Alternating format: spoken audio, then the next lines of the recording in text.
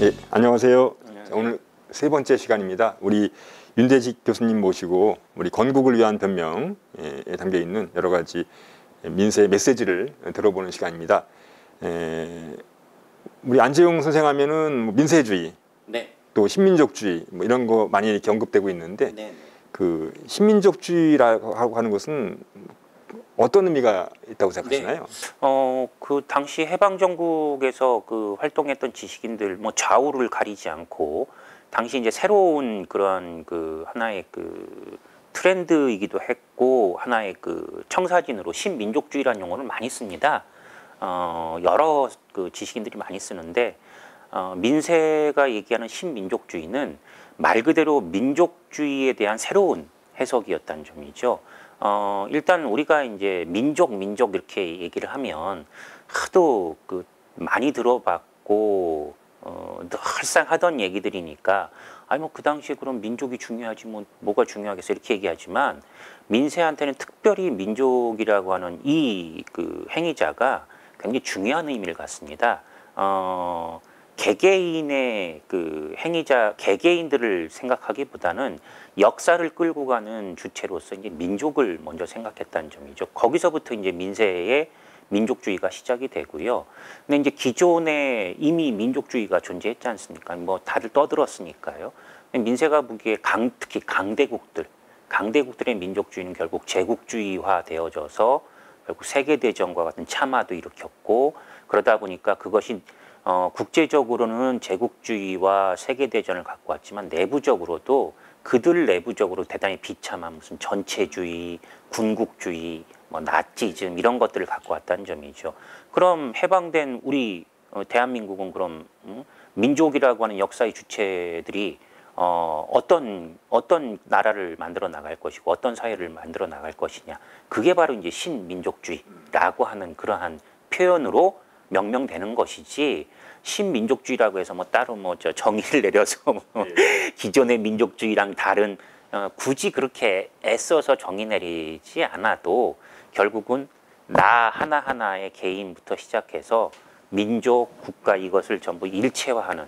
근데 재미난 건 뭐냐면 그런 일체화가 과거의 그런 전체주의나 군국주의와 같이 일종의 그런 매몰되어지는 것이 아니라 나는 나대로, 개인은 개인대로, 민족은 민족대로, 국가는 국가대로 각자의 독립성과 그 자율성을 가지고 셋이 일종의 뭐 흔히 얘기하는 일체화되어진 그러한 민주적이고 그리고 민족적인 그러한 사회와 민주적인 사회와 민족국가, 민주적 사회에 토대한 민족국가, 국민국가 이걸 갖다가 얘기하는 게 신민족주의입니다. 그러니까 일종의 그 하나의 그 건국의 방법론을 통칭하는 것이지 무슨 뭐 민족주의에 대해서 뭐 개념 정의를 때 이렇게 받아들이시면 또 똑같은 오해를 하실 위험성이 있죠. 그러니까 결국은 그 이 안재용의 신민족주의는 해방 후 이제 이분이 생각하는 새로운 나라 세우기의 하나의 그렇죠. 그 방향, 네네. 뭐 나라 세우기의 방법,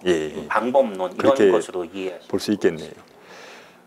이 안재용 선생의 글 가운데 특히 일제 시기에 보면은 이제 국제 정치에 대한 글들이 상당히 많다고 알고 있습니다. 또 교수님께서도 글도 쓰시고 하셨는데 이 안재용 선생이 이렇게 국제 정치에 대해서 특별한 관심을 갖게 된 계기하고 이것이 이분의 어떤 민세주의나 이런 쪽과 어떻게 연결되는지 좀 듣고 싶은데요. 지금 말씀드렸던 신민족주의가 기존의 민족주의가 갖고 있었던 그러한 전체주의로의 위험성, 폐쇄성, 공격성, 뭐 호전성, 뭐 또는 제국주의화로의 위험성 이런 것들과는 전혀 다르게 민주적인 사회를 토대로 해서 각 민족들의 각자의 국가들이 공존하는 그러한 평화 공존적인 그러한 그 청사진으로 제시하는 겁니다. 방법론으로. 그렇게 보자면 일단 민세가 기존의 그런 민족주의의 폐해로 인해서 진행됐던 그 세계대전 직전까지의 그런 국제 정세에 대해서 유달리 관심을 가졌던 건 앞으로 대한민국 해방되어진 대한민국에서 이제 어떻게 또는 그 이후의 세상을 어떻게 꾸려나갈 것인가, 우리가 어떤 모습을 취해야 될 것인가, 거기까지 이미 바라보고 얘기했다라고 볼 수 있겠죠. 민세의 전반적인 생각과 그리고 그 플랜을 놓고 보면 그렇게 얘기가 될 수 있고요. 동시에 그 민세가 일본 와세다에서 졸업반 때 일본 유학 중에 중국을 여행을 합니다. 근데 그게 이제 1911년도에 중국에서 신해혁명이 일어나서 이제 동아시아에선 최초로 그 공화국이 탄생하지 않습니까? 그러니까 20대 젊은 청년 안재홍에게는 아마도 그런 신해혁명이니 이런 중국혁명에 대한 일종의 그런 그 소문이 젊은 청년에게는 좀 피를 끓게 했던 것 같고, 직접 이제 그래서 졸업반 때 가서 이제 중국을 여행하면서 이제 본 거죠. 그 뒤로 끊임없이 국내에서도 이제 그 언론 활동을 할 때 중국의 그 정세에 대해서 계속 논설을 씁니다. 특히 이제 중국의 이제 그 내전, 국공 내전까 그 과정에 대해서. 근데 그 이유가 뭐냐면 저도 그 부분에 대해서 굉장히 면밀하게 바라봤는데 일단 그 민세가 중국이라고 하는 것에 대한, 중국이라고 하는 이 국가에 대한 전통적인 무슨 관념, 사대 관념이나 이런 것 때문에 한 것이 아니라 민세에겐 그런 관념이 없습니다. 중국과 한국과 일본이 동아시아 3국은 일종의 공동문명체라고 하는 뭐 그건 뭐 우리 잘 알고 있지 않습니까? 동양 3국 연대라든지 뭐 이런 동양 평화론 그런 맥락에서 이제 그 중국의 정세에 관심을 많이 기울였던 것 같고요. 그다음 두 번째로는 흔히 민족주의자들 했을 때는 국내에서 활동을 주로 하다 보니까, 더군다나 군국주의 일본의 그 감시하에서 살다 보니까 국내에서도 활동의 제약을 받고 해서 국제 정세에 어둡다거나 세상 돌아가는 일을 잘 모르는 그러한 것으로 보통 우리가 오해를 하는데요. 사실 당대 이 국내에서 활동했던 민족주의자들은 세계 정세에 대해서 굉장히 밝았습니다. 그리고 정확하게 그 전개 과정도 알고 있었고요. 그들이 그 예측하거나 또는 전망하는 세계 정세에 대한 글들을 보면 거의 사실로 드러납니다. 훗날 그 전개되는 과정이요.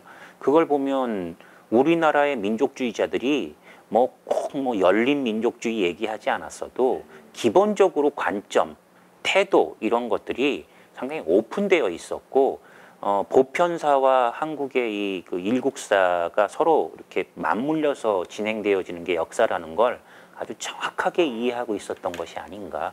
그래서 저는 오히려 민족주의자들에 대한 그런 오해를 불식시키기 위해서라도 그들이 1920년대 본격적인 그 식민지 그 정치가 이루어졌던 1920년대 언론 투쟁부터 시작해서 해방되기 직전까지 그들이 표현했던 글, 말 이런 데서 다루었던 국제 관련되어진 주제들은 좀 다시 재조명해야 할 필요성이 있다고 생각을 합니다. 예, 그러니까 제가 우리 교수님 얘기 듣다 보면은 그 안재홍 선생의 그 민세주의라고 하는 것 자체가 이러한 그 초기부터 이런 국제 정세에 대한 부단한 그 정보 인식 이런 것들이 바탕이 됐다는 생각이 많이 듭니다. 예, 오늘 그 짧게 그 세 번째 시간 우리 그 건국을 위한 변명에서 나타나는 신민족주의 그리고 국제 정세에 대한 민세의 관심 이거 두 가지를 가지고 짧게 교수님 모시고 얘기 나눴습니다. 감사합니다.